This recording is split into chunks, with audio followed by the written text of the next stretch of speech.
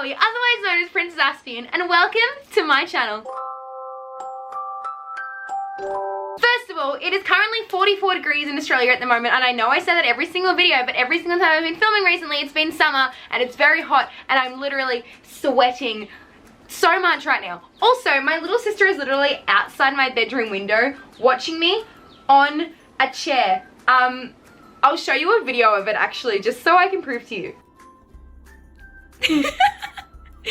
So that's going on. Anyway, that is not what we're talking about today. This video is a video that I have been seeing floating around YouTube recently, and one that I have equally been really excited to do and really nervous to do. Now this video, as you guys would know already based on the title of it, is a reacting to your assumptions about me. As someone who does make YouTube videos and does a lot of Instagram posts and put myself out into the world a lot more than what a lot of other people do, I do get a lot of comments and a lot of criticism and a lot of assumptions about me. And I thought it would be really, really interesting to see what you guys' assumptions about me are based on the videos I make and based on the Instagram photos that you guys see and based on who I seem to be to you guys, based on what I put up on social media, and seeing how legitimate it is and seeing how real it is, because I think in social media it's really, really easy to think someone's life is a lot different than what it really is, and that's so clouded based on these beauty gurus and these beautiful Instagram models and these people that put up these beautiful, incredible, amazing looking lives,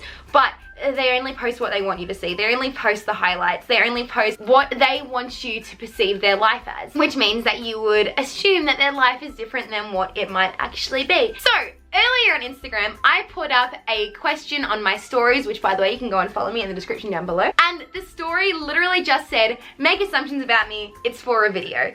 And you guys did. Whoa, there's so many here. Oh, you guys came through. Okay, all right, let's go. Whoa, holy moly. Okay, let's go. All right, you just want to talk to everyone and anyone, but you're a little shy and awkward. Yes, yes, yes, but also no. Obviously, I'm autistic, and a big part about that is I really, really struggle with communication and talking to people and understanding how people work, because humans are a really bizarre species. This happened to me especially when I was a kid a lot. I'd be in the playground or I'd be out somewhere and I would see this group of kids and they would be having fun. Another kid who they wouldn't know very well would go and join in, and they'd become instant best friends, and that's kind of how kids work. They just become friends with everyone. And I remember when I was in kindergarten and honestly all of my school life, I would see all of these girls being friends and I'd be like, dang, I really want that, and I don't know how, and I didn't know how, and I still don't know how. But then at the same time, there is also times where I don't want to communicate with anybody, and the idea of even looking at another human scares the heck out of me. But I have gotten so many messages when I've been out at concerts or when I've been out at gigs, then get an inbox on Instagram or Twitter or something like that, and it'll be like, I saw you today and I was too scared to come up and say hi. And that makes me really sad because I really want to meet all of you guys. So if ever you guys see me out in public, definitely come up and say hello. Biggest Louis Tomlinson stan. Yes, yes, yes, correct assumption. Oh my god, I would jump in front of a train for Louis Tomlinson. Louis Tomlinson could release a song about his shopping list for the day and I would listen to it and cry over it and tattoo it on my forehead. This entire video is going to become like a Louis Tomlinson tribute video, but you know what else is new? Yeah. When I was like 12 or 13, like when I first started getting into One Direction, before I got into them, I was literally like an emo punk goth. It was bad. Like it was a phase. It was a thing. I literally told myself I would never get into boy bands, I would never get into pop music, I would never get into any of that stuff. I was scrolling through my Tumblr one day and this GIF popped up of Louis and it was him in the video diaries, and I was like, holy moly, who is that? And then I googled him and I was watching all of these like Louis Tomlinson funniest moment videos, and then it came up in my recommendeds to watch the One Thing music video, and that's when I realized he was a member of One Direction, and that is when I realized I was in too deep to get out of it. That was 8 years ago and I'm still here and I am still just as big a stan as ever. When his tour comes out, I am going to cry. The Louis Tomlinson HQ literally posted like a subtle little announcement. It wasn't even an announcement. It was just like a picture of him with some subtle kind of captioning that possibly has nothing to do with the tour at all. And I was crying so hard that Matilda, my autism assistance dog, was like freaking out. She thought I was having a seizure. So yes, biggest Louis stan ever. That you're a really kind and positive person and that you like being an autism advocate. I love being an autism advocate more than anything. I am honestly so honored and so blessed and so lucky to be in a position where I can advocate for this. I spent so much of my life being so scared of being autistic, and then when I came to the realization that there was literally nothing to not only be scared of, but that it was something to be celebrated, and I wanted to help other kids do the same thing. And I now get to spend my life making YouTube videos and writing blog posts and traveling Australia, talking to kids all over the place and teaching them that their differences don't make them less, and that is literally the coolest thing ever. I remember growing up, I used to say to my mum, because I was practically mute to anyone that wasn't my parents, that I wanted to be an actor. I wanted to sing on stage. I wanted to do all these really big things. And I remember my mum looking at me and going, you can't even speak to people. How are you ever going to do any of that? And looking back and knowing what I was and now looking and seeing what I'm becoming is really cool. And I know that it's still so small and that there's still such a long way to go. And I have all these such big dreams for the future that I'm so freaking excited about. I wouldn't change the position I'm in for the world. It's literally just the coolest thing. With the amount of things you do during your day, you must only sleep 6 hours at night. I don't sleep at all, but that's because I have insomnia, so that's fun. You wish you were a real life Disney princess. Yes! Disney, if you guys want to make a real life autistic Disney princess, I'm your girl. I'm here for it. Imagine an autistic Disney princess. Oh, I love that. Heck yes. Let's do it. Disney, let's get on it. Somebody start a GoFundMe for this. You're beautiful and strong, and I think you'd be a great friend. Oh, that's so sweet. Oh my god, you guys are so nice. Okay, I like to think that I'm strong in some situations. I've been through a lot of stuff when I was younger and growing up and stuff that really hurt and that were really not good and that no kid should ever go through, and I've come through the other side and I'm doing pretty good.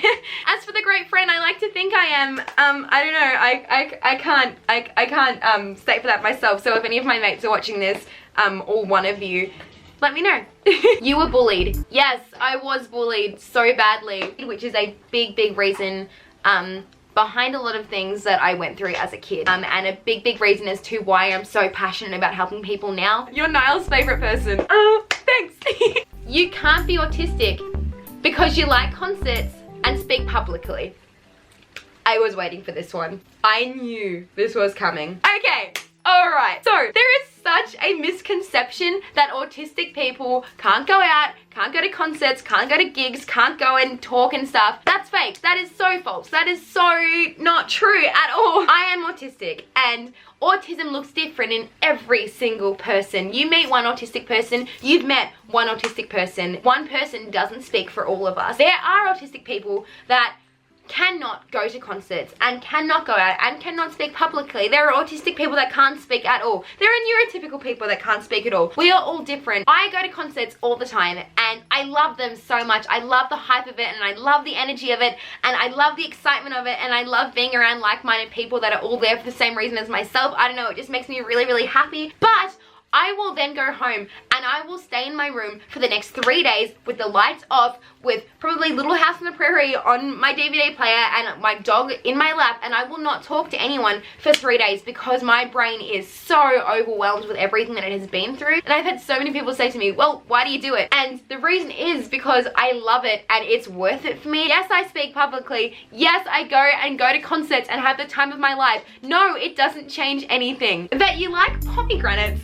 but not grapefruit. We do not like a sour sister. First of all, I love that. I actually have never tasted pomegranates or grapefruit ever in my life. So I don't know. Not an assumption, but a fact. You're a beautiful human. Thank you. Asperger's isn't hard because you have an average IQ. Oh, yo, okay. Girl. Okay. All right, wait. Alright, so many people are like, oh, you can't be autistic, or autism isn't hard if you're like high functioning. That is so false and stupid. No. So a lot of people on the autism spectrum that have got Asperger's / high functioning autism have got an above average IQ. I know so many autistic people who are the smartest people in the world, but they also struggle more than anyone else I have ever met. Some of the most famous scientists, doctors, vets, engineers, whatever, were all autistic. That doesn't mean that life wasn't really freaking hard for them. I have high functioning autism, which means that the way that you view me appears to be more normal. But what I am feeling is quite possibly no different to someone who has low functioning autism. I'm just able to present it in a different way. The amount of times that I have been in a classroom with low functioning autistic kids and one of them will start crying because the light's too bright, or one of them will start screaming because something is buzzing too loud, and I'm like, girl, I feel that and I want to join you so bad. That probably came out wrong, I don't know. High functioning autism doesn't change the way that my mind works, it just changed the way that you're able to perceive me. You can't be autistic because you are pretty.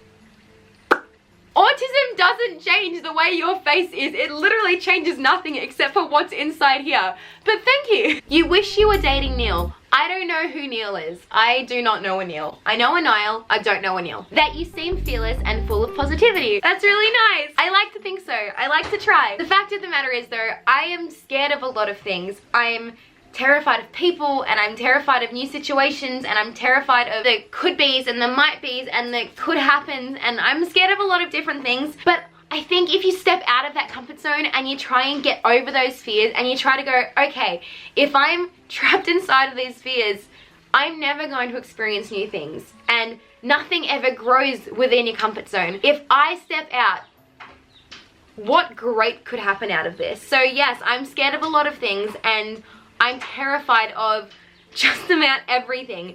But I think the more that you realize that so much has the potential to grow and happen and change for the better if you step out of that comfort zone and you step out of what you're trapped inside of within your own fears, the things that can grow and happen are so much greater than any of what those fears are. You are very close to your family. Yes, I am so close to my family. I am super, super, super close with my pa and my nanny as well. I go down to their place all the time. He's honestly genuinely my favorite person in the entire world, and I would happily spend forever with him. I love him more than anything. Me and my brother Hunter, we have the coolest relationship. We just get each other, and my sister always looks out for me as if she's the older sister. My little brother Sue, he's really cool too, and like we hang out all the time. And my little sister Shafan, I'm turning her into a One Direction stan, so that's going well. And yeah, we have a really cool family. I really love my family, just like a whole freaking lot, man. You seem happy all the time. This is one that I am really glad was brought up, because this is one that people bring up to me a lot. If ever I'm at a conference, or I'm doing a talk at a school, or I'm doing a talk at an autism group, or whatever it is, I'm always having people, particularly parents, coming up to me saying, you look so happy, and you're always so positive, and you're always so bubbly and radiant and full of life. Why isn't my kid like that? The answer is that I am not like this all the time. Basically, my body is so overwhelmed with everything that I've been doing that when I get home and when I'm in the safety of my own home with the camera off and no people around, I will crash. And that's called sensory overload. And that's fine.